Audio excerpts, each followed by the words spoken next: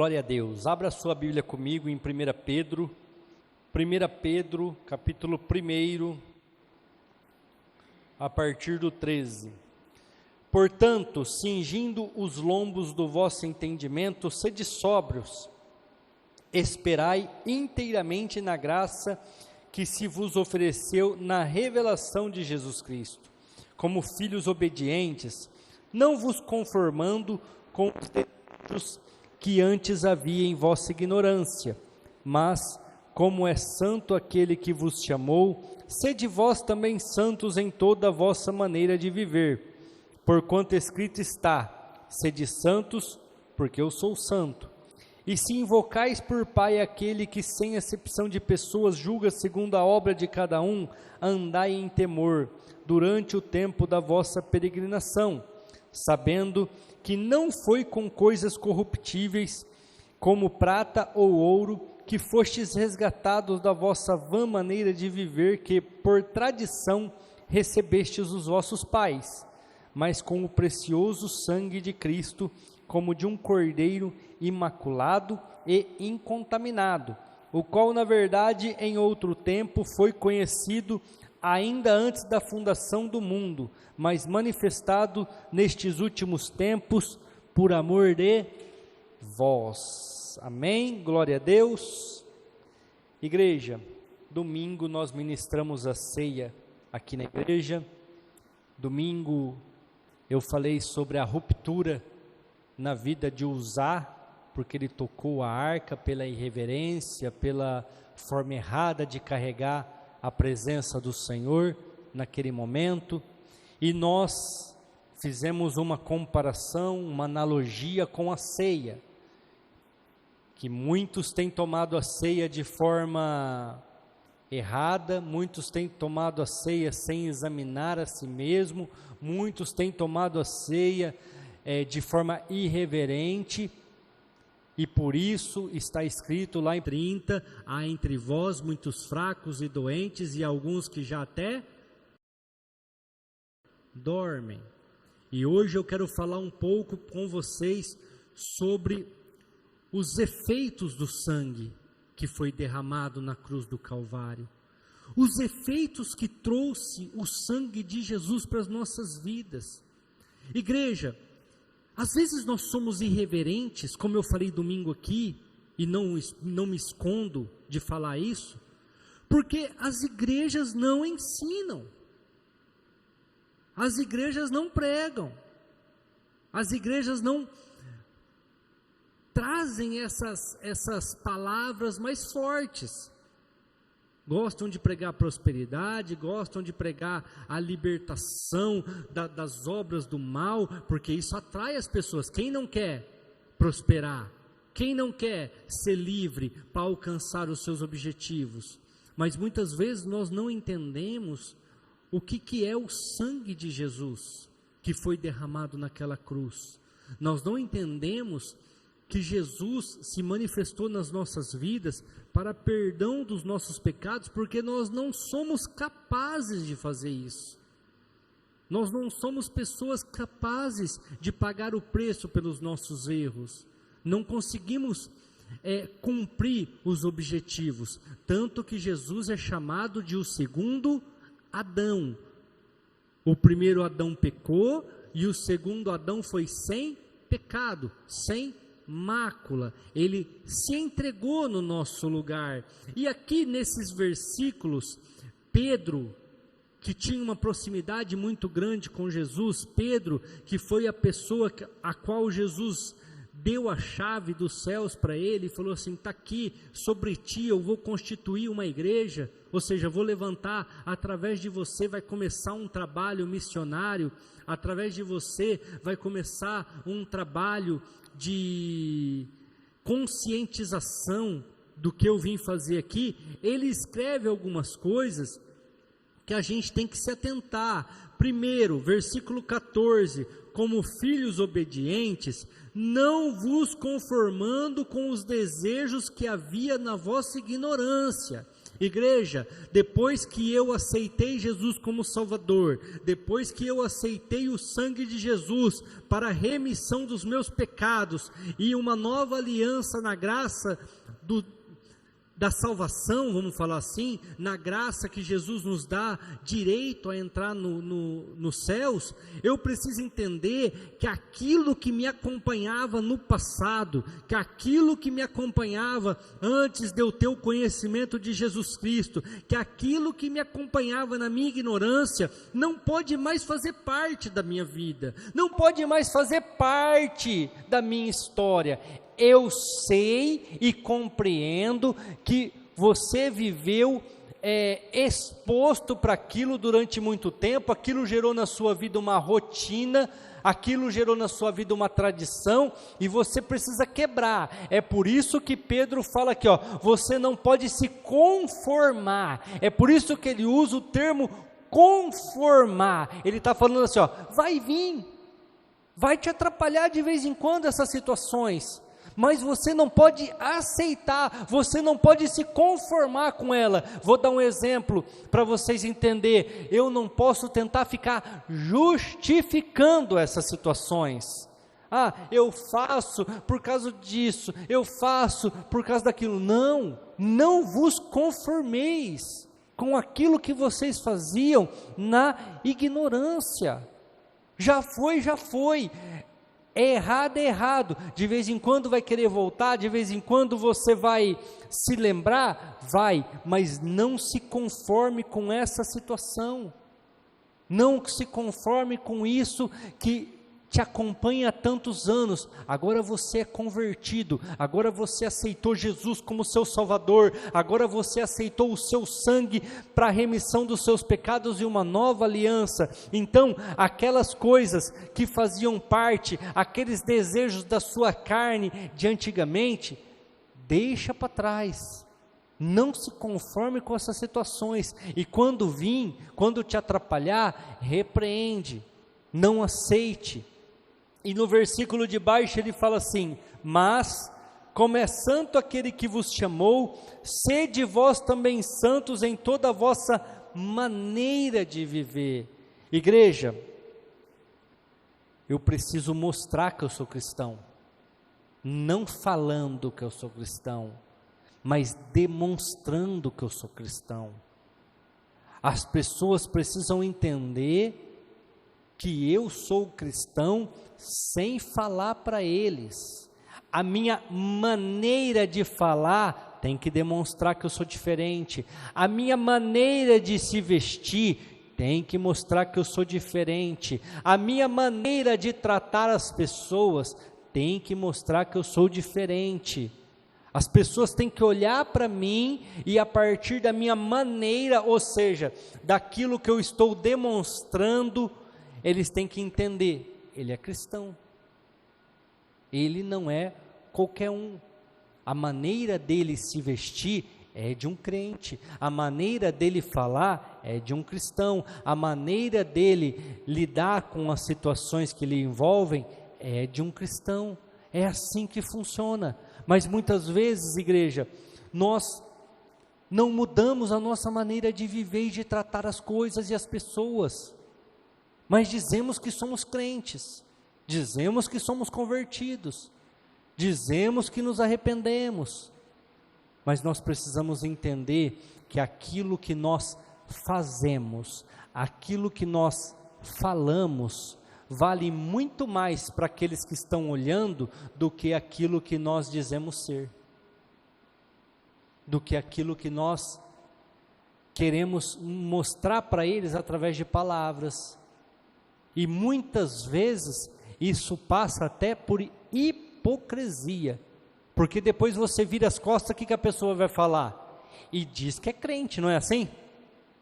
E diz que é cristão, olha lá, acabou de vir aqui, acabar comigo, e diz que é cristão, e diz que é crente. Então a nossa maneira de viver tem que demonstrar aquilo que nós somos. Versículo 17: e se invocais por Pai aquele que sem acepção de pessoas julga segundo a obra de cada um, andai em temor durante o tempo da vossa peregrinação. O que é você ser uma pessoa peregrina, igreja? É não fazer parte daquele lugar. Você está ali de passagem. Então Pedro está falando assim, enquanto vocês estiverem aqui na terra, e vocês que chamam Deus Todo-Poderoso de Pai, então o lugar de vocês não é aqui, porque o Pai de vocês não mora aqui, mora no céu. Então enquanto vocês estiverem aqui, vocês que chamam Deus de Pai, ou seja, ele está falando para a igreja, ele está falando para convertido, vocês que chamam o Deus Todo-Poderoso de Pai, enquanto vocês estiverem aqui na terra, em peregrinação, você tem que julgar as obras, você tem que saber como conduzir a sua vida, como conduzir as pessoas, como conduzir as situações, como conduzir cada história. Mas muitas vezes, igreja, nós achamos o lugar eterno, e com isso, nós brigamos por tudo, brigamos por cada situação. Por quê? Porque quando nós achamos que aqui é o nosso eterno lugar, a gente tem que garantir a nossa casa, o nosso carro, o nosso emprego. E aqui Pedro está falando assim, vocês estão de passagem, é lógico, tem a vossa casa, lutem pelas suas coisas, mas cuidado, porque vocês têm um Pai que julga tudo que vocês estão fazendo, e vocês não estão aqui eternamente, nós não somos eternos aqui na terra, nós somos peregrinos, e todos nós sabemos disso.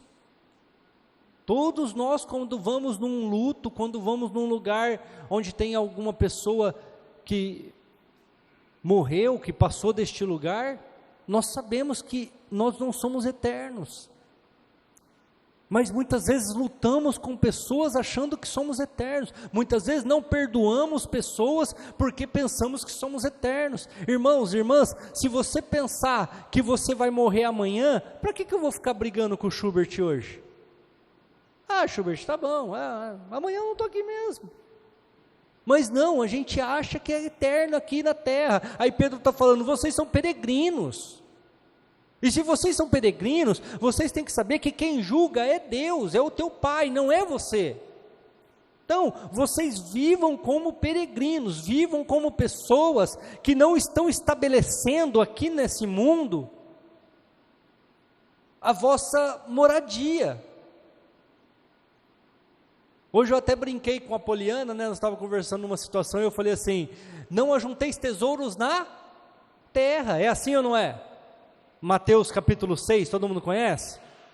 Aonde a traça e a ferrugem consomem, aonde os roubadores querem, almejam, mas ajuntem tesouros no céu, onde a traça, a ferrugem, nem roubadores podem mexer. Mas muitas vezes nós queremos ajuntar aqui, igreja, muitas vezes nós queremos mostrar, que eu estava conversando com o Suter ali fora, e eu falei para o Suter, já foi a época de eu ficar preocupado que eu vendi um carro mais caro e comprei um mais barato. Para mim esse carro aqui está ótimo, serve. Andava com um carro que é o dobro do preço? Andava, mas amém, agora não é mais condição, não sou mais apegado nisso, igreja. Já foi a época de eu ficar apegado nas coisas do mundo. Tinha uma época que eu comprava alguma coisa pela internet, até que não chegasse, eu ficava quase doente, porque eu queria ver o negócio chegando. Hoje não, eu compro, até esqueço, daqui a pouco o porteiro fala, ô pastor, chegou aqui, tá, vamos 2 dias que está aqui. Não, eu vou ir buscar, avisei a Emanuela, ela não pegou, então veio o senhor pegar aqui. Aí eu subo lá, pego, não tem problema nenhum. Sabe por quê, igreja? Porque tudo é passageiro. Tudo na nossa vida é por peregrinação, ou seja, hoje você tem, amanhã você não tem. Vamos continuar aqui. 18. sabendo que não foi com coisas corruptíveis como prata e ouro que foram resgatados da vossa vã maneira de viver, que por tradição recebeste dos vossos pais. Igreja, cada um aqui foi criado de uma maneira, eu também. Domingo até falei um pouquinho da minha criação aqui. Cada um aqui foi criado dentro de um costume, dentro de uma tradição, como está falando ali. Só que nós precisamos entender que se nós temos como que eu posso falar? Característica de seres em evolução, eu preciso evoluir, sim ou não? Igreja, tem pessoas, infelizmente é assim, mas tem pessoas que me procuram e me contam um problema. Daqui 3 meses, ele me conta o mesmo problema. Daqui 1 ano, ele está com o mesmo problema. Por quê? Ele é um retrato. Não muda, não evolui. Igreja, você tem que passar de fase igual no videogame. Tem que passar de fase. Tem que evoluir, tem que melhorar. Você tem a característica de ser um ser em evolução, de ser um ser em desenvolvimento, mas tem pessoas que você olha ela hoje, e olha ela daqui 5 anos, ela é um retrato, ela não mudou nada, os problemas são os mesmos, as dificuldades são as mesmas, as lutas são as mesmas, aí você para, o que aconteceu com a pessoa, que não evoluiu, que não cresceu? Igreja, eu, particularmente, eu sinto que eu evoluí durante os anos. Coisas que antigamente me traziam dificuldades, hoje não trazem, porque eu aprendi a lidar. A gente tem que crescer. É o que Pedro está dizendo aqui, ó. Vocês foram criados desse jeito, vocês têm uma tradição, vocês têm um costume, só que vocês não podem ficar parados nisso, vocês têm que sair dessa situação, ó. Vocês foram resgatados disso, vocês foram tirados disso. Igreja, até o diabo evolui, vocês sabiam? Sabiam ou não que o diabo evoluiu? Como que o diabo era lá quando ele enganou Eva? Uma serpente, sim ou não? Uma serpente. O que Apocalipse Jesus revela para João que o diabo é agora? Um dragão. O diabo evoluiu.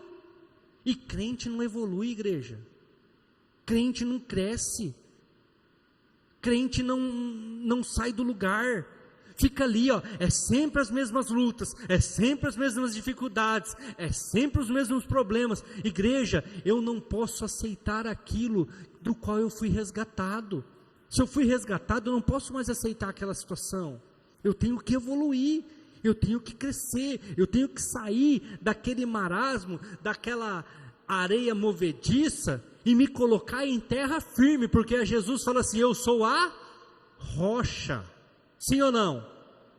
Eu sou a rocha da sua salvação. Não dá para a gente continuar meninos na fé, meninas na fé.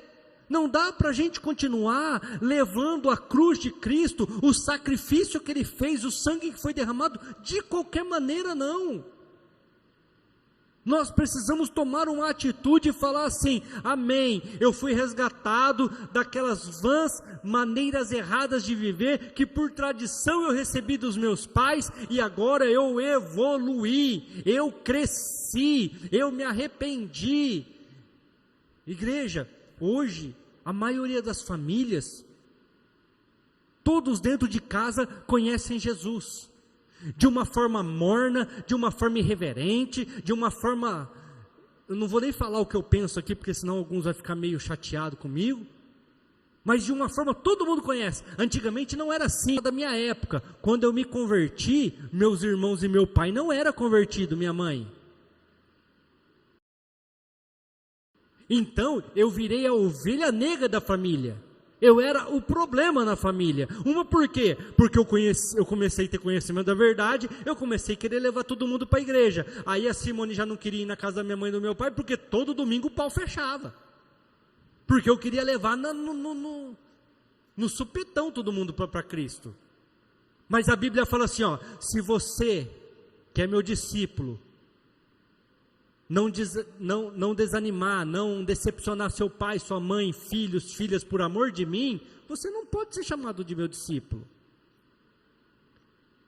Mas hoje não, hoje a mornidão tomou conta de todo mundo, então todo mundo na casa é morno. Se alguém é um pouquinho mais avivado, se alguém é um pouquinho mais, como que eu posso dizer, mais firme em Cristo, tem uma atitude um pouco mais voltada para Jesus, ele está meio doido esse daí, ele virou, como que fala lá, extremista, ele é de extrema. Por que, igreja? Porque está morno, está tudo morno, está tudo levando de qualquer jeito. Vamos continuar lendo. Mas, 19, com o precioso sangue de Cristo, como de um cordeiro imaculado e incontaminado, o qual na verdade em outro tempo foi conhecido, ainda antes da fundação do mundo, mas manifestado nesses últimos tempos, por amor de vós. Igreja, a hora que eu li esse versículo 20, eu falei, como o Senhor é maravilhoso, porque o Senhor deixou para se manifestar agora. Passaram-se lá, cada um diz um período, né? 4, 6 mil anos, até a vinda de Jesus. Hoje nós estamos em 2023 depois de Cristo, mas Ele deixou se manifestar agora. Por que agora, igreja? A época do conhecimento, a época de muitos costumes, muitas tradições, muitas vontades e desejos. Ele se manifestou agora, nos últimos, por amor de nós. Cristo morreu por amor de nós, numa época onde a religiosidade estava tomando conta, onde os costumes estavam tomando conta, a ponto dele virar para os sacerdotes daquela época e falar assim, hipócritas, vocês coam na vida do povo um mosquito, mas na vida de vocês passa um camelo.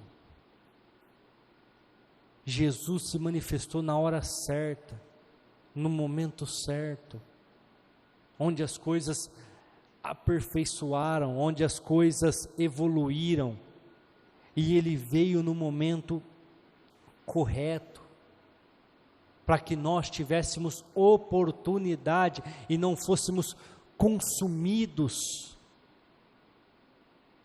por aquilo que o mundo nos oferece, por aquilo que o mundo está nos trazendo. Igreja, eu tenho um celular igual vocês, eu não sei se vocês prestam atenção nisso ou se é só eu. Tudo que você vai fazer, eles querem permissão para acessar a sua câmera, permissão para acessar as suas fotos, um monte de permissão. Igreja, eu não estou brincando, se vocês olharem meu celular só tem a primeira tela de aplicativo, não tem telas para lá e para cá, é só a primeira tela, não tem mais. E os aplicativos que tem ali é a Bíblia, o WhatsApp, porque hoje tudo é no WhatsApp, Instagram e Facebook, porque a gente divulga as coisas da igreja lá, e o resto é calculadora, é o aplicativo de baixar aplicativo. Porque, igreja, pastor, conheci um aplicativo assim, legal, tal, não quer baixar? Aí eu vou lá para ver, aí, permissão para acessar isso, já cancelo na hora, excluo. Não tem permissão para acessar meu celular, não tem permissão para saber a minha localização. Por que isso, igreja? Porque eles querem controlar o que você pensa, eles querem controlar e saber onde você vai, eles querem saber e controlar aquilo que você gosta, aquilo que você faz, eles querem saber e controlar a sua vida e ter cartas na manga para uma hora usar contra a sua vida. Até o chat GPT lá, que eu sou louco para entender como é que funciona, não instalei, porque eu falei, eu tenho certeza que eu vou instalar, vai começar a buscar um monte de coisa. Eu falei, não vou instalar. Então, quando eu quero alguma coisa, eu mando para um irmão que é amigo meu, e falou, joga no Anticristo lá e vê para mim o que ele fala lá. Ele já sabe o que é o chat GPT, ele já manda para mim, que é a inteligência artificial. Eu gosto de tecnologia, igreja. Eu gosto. Mas eu não me conformo com as coisas deste mundo, igreja. Eu não posso viver aquilo que o inimigo tem colocado na minha vida nos últimos tempos, como está dizendo aqui no capítulo 20. Jesus se manifestou nesta hora para nos chamar a atenção que essas coisas querem nos tirar o foco, essas coisas querem nos tirar da presença dele. Igreja, eu já falei e vou repetir, eu vou estar aqui um dia pregando, vai entrar alguns irmãos desapercebidos ali, algumas virgens, virgem significa gente da igreja, que está com a lamparina sem o azeite, que acabou o azeite, e vai falar assim: pastor, o senhor não sabe, mas eu recebi uma grande bênção, coloquei o chip, ora aqui pelo meu chip na minha mão direita. Sabe por quê, igreja? Porque daqui a pouco vai vir como uma tecnologia, como algo maravilhoso, e as pessoas vão colocar. É por isso que Jesus se manifestou nos últimos tempos, e lá em Apocalipse ele fala: cuidado com a marca da besta, tem um número, é 666, e se você colocar na mão direita ou na testa, você não tem salvação, você não tem direito a arrependimento. E vai ter desapercebidos, vai ter as virgens que não tem o azeite lá, que não tem de sobra, que vai vir e vai falar: pastor, coloquei. E eu vou ter que falar: irmão, infelizmente não tem salvação para você, porque foi avisado. Jesus se manifestou nos últimos dias para isso, para nos avisar. Por que Uzá morreu? O que Davi fala no capítulo 15 de 1 Crônicas? Eu li, e foi escrito por Moisés, que a arca se carrega nos ombros, através das varas, e o único que pode levar a arca são os levitas. Eu li e foi escrito. Aí está aqui, ó, está escrito e foi revelado. Eu me revelei nos últimos dias, para que vocês tivessem o conhecimento daquilo que vai acontecer, mas estão desapercebidos? Não tem problema, só que o preço vai ser pago, porque ele é justo,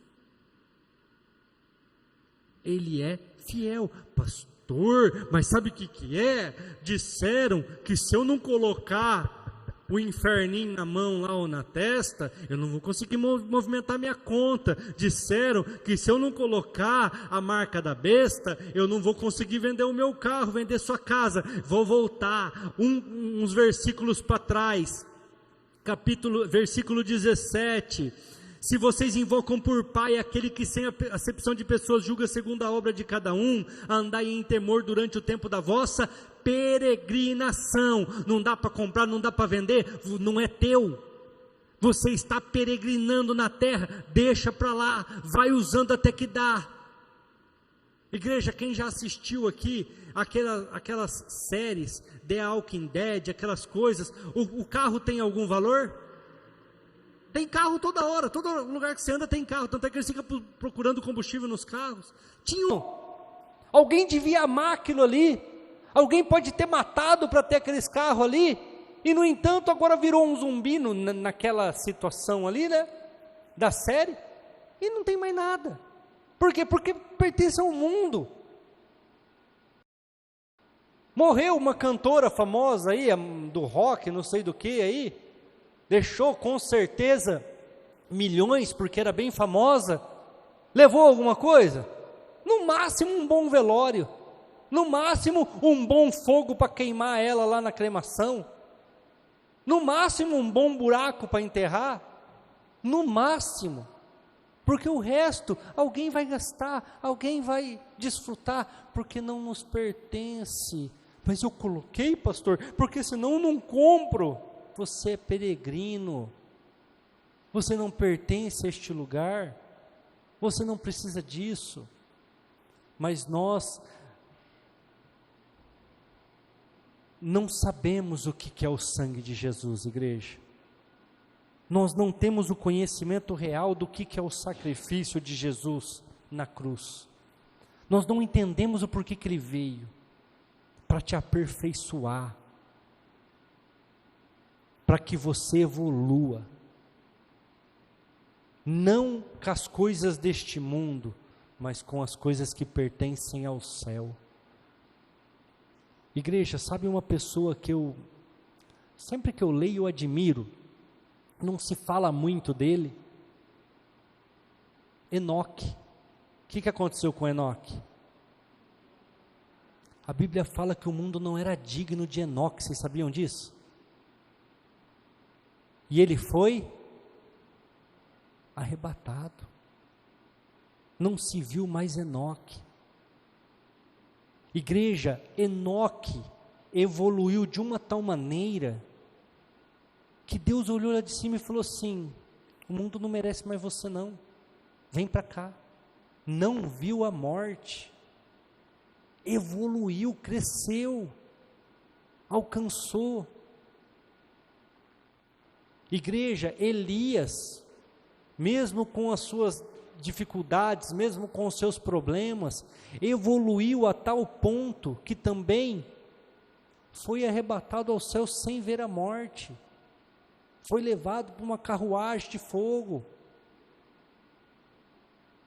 É essa evolução que Jesus quer das nossas vidas. Vivei em espírito e não cumprireis os desejos da carne.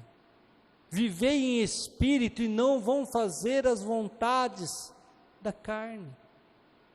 Nós temos que evoluir ao ponto de estar em espírito.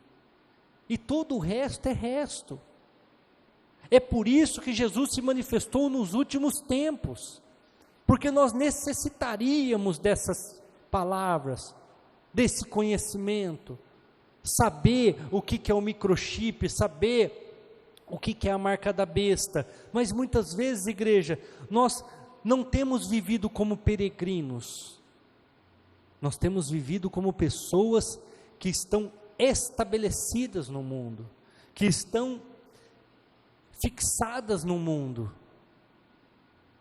Queremos adquirir, queremos conquistar. Já falei uma vez aqui, tinha época que eu estava andando, eu vi uma fazenda bonita, eu vi um lugar bonito, eu falava, nossa, Deus podia me dar condição de comprar isso.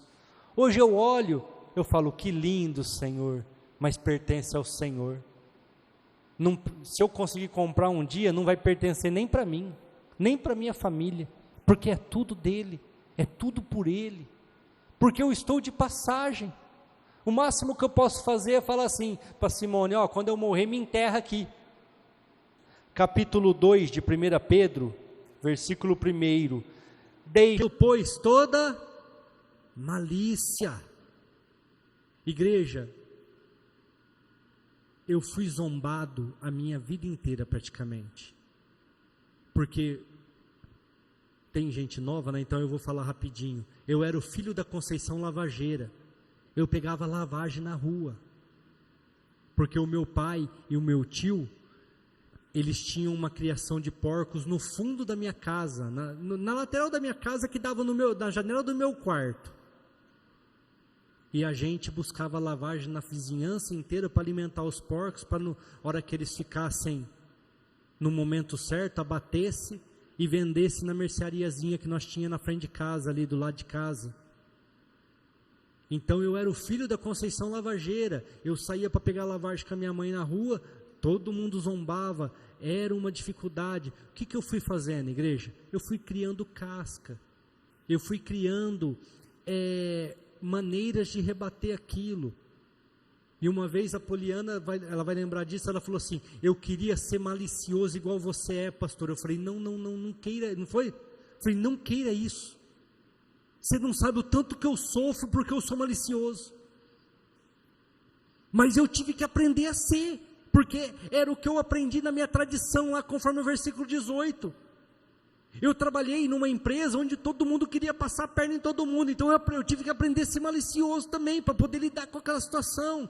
Só que eu me envergonho disso. Eu preferia ter sido passado para trás, eu preferia ter deixado, mas naquela época eu achava que se eu fosse igual a eles ou melhor que eles, eu estava evoluindo. Naquela época eu achava que se eu fosse uma pessoa mais maliciosa que eles, eu estava aperfeiçoando, mas na verdade não, igreja, isso é horrível. É horrível, porque daí eu distrato as pessoas, eu sei quando a pessoa está mentindo, eu consigo pegar quando ela está com malícia para o meu lado. Eu falei, mas isso não é bom. Aí o que está falando aqui? Deixando, pois, toda malícia, engano. Deixem o engano, continua. Fingimentos, invejas, murmurações, desejai afetuosamente como meninos, novamente nascidos, o leite racional. Eu até brinquei com a Poliana hoje, eu não gostaria de ser, eu tento não ser, mas não adianta. Mas só que eu tenho que voltar lá no leite racional, lá onde eu não tinha malícia, lá onde eu não entendi o que ela está querendo dizer no telefone, lá onde eu não entendia o que a pessoa quer fazer, e falar, não, vamos fazer diferente, vamos para cá. Não, mas aqui que é legal, eu sei que ele está querendo levar ali porque é o que é bom para ele. Não, mas vamos para cá, vai ser melhor para mim e para você, vai nos ajudar. Volte ao leite racional. Aí continua, não falsificado, para que por ele vocês cresçam. Eu achava que lá atrás, sendo malicioso, eu estava crescendo. Eu não tinha conhecimento, igreja. Eu não conhecia Jesus, eu não conhecia a Bíblia. Meu pai e minha mãe, coitado, só lutaram, trabalharam que nem uns doidos. Aí eu aprendi, eu achei, estou crescendo, estou evoluindo. E hoje eu vejo, e falei para a Poliana, pô, não queira isso não, eu andei para trás. Ah, mas os outros me passam para trás. Eu falei, mas daí você tem o tonto do pastor que é malicioso, você leva ele lá. Você tem o tonto do amigo teu que é pastor, que é uma pessoa que tudo duvida, leve ele lá. Aí eu vou conseguir te ajudar. Pelo menos eu uso para uma coisa boa. Igreja, não anule os efeitos do sacrifício de Jesus. Não anule os efeitos daquele que morreu na cruz por você. Ele pagou um preço, ele fez a expiação pelos seus pecados, e ele está falando para você, para mim e para você nesta noite assim, eu manifestei nesses tempos, para que vocês larguem todas essas coisas, deixem toda malícia, engano, fingimentos, invejas, murmurações, e queiram uma mudança, queiram voltar ao leite racional. Igreja, como seria bom se todos nós pensássemos igual a Rafaela, a minha filha de 7 anos, o Davi, que é uma criança. Não tem dificuldade, igreja, não tem inveja, não tem, por mais que 7 anos já começa a desenvolver, né? Mas só que ainda é puro, ainda não tem sexualidade, ainda não tem pensamentos maus. É o que Pedro está falando ali, voltem lá no leite maternal, voltem lá no primeiro amor, voltem lá quando não tinha malícia, quando tudo que vocês faziam era de coração, quando tudo que vocês faziam era por amor e não pensando em receber algo em troca. Voltem, voltem, voltem, não anulem o sacrifício de Jesus, não anulem o sangue que foi derramado por vocês. Ele quer que nós sejamos seres em evolução, Ele quer que nós sejamos seres em aperfeiçoamento. Mas como, igreja? Voltando ao primeiro amor, voltando na época onde não se tinha malícia, Esses dias para trás eu atendi uma pessoa, ele falou assim para mim, porque o pastor fazia isso, o pastor fazia aquilo. Eu falei, vai fazer e vai continuar fazendo, e se você ficar perto de mim, você vai ver coisa errada em mim também. É porque nós temos que aprender a lidar um com o outro, sem julgar. Depois daquilo, eu nunca mais fiz isso. Eu falei, você está errado. Você está errado, infelizmente, porque você está perdendo. Ele não está perdendo, mas você está. Eu aprendi uma coisa, igreja, eu tenho que dar meu dízimo. Hoje é a minha igreja, hoje sou eu que controlo. Se eu fizer errado, é eu que vou pagar o preço. Mas fazem 5 anos esse mês que eu tenho a igreja, mas sempre fui dizimista e estou na igreja há mais de 15 anos. Uma coisa que eu pus na minha cabeça, não quero nem saber o que vai acontecer daqui para lá. Eu estou sendo fiel, e Deus vai agir na minha fidelidade. Se alguém fizer errado daqui para lá, cada um pague o preço, cada um honre com as suas ações e atitudes, mas eu não vou ficar preocupado com isso aqui não, eu vou fazer a minha parte. Então nós temos que fazer a nossa parte, os outros não tem problema nenhum. Vamos nos colocar de pé, igreja? Nesse momento, pedindo para que Jesus te ajude a voltar ao primeiro amor, aquele amor que não tem fingimento, aquele amor que não tem inveja, aquele amor que não tem malícia, que não tem dúvida, aquele primeiro amor de quando você se converteu e você não quer nem saber quem é o pastor, você não quer nem saber o tamanho da igreja, você não está nem preocupado se você está suado porque não tem um ar-condicionado, mas você só quer estar ali, você só quer adorar, aquele primeiro amor que todo mundo aqui vai entender, de quando você conheceu a sua esposa, o seu cônjuge, ou então a sua namorada hoje, o seu namorado, que você ficava até 3, 4 horas da manhã na casa dela, no outro dia tinha que entrar 7 horas no serviço, e não tinha problema nenhum, porque você queria estar ali,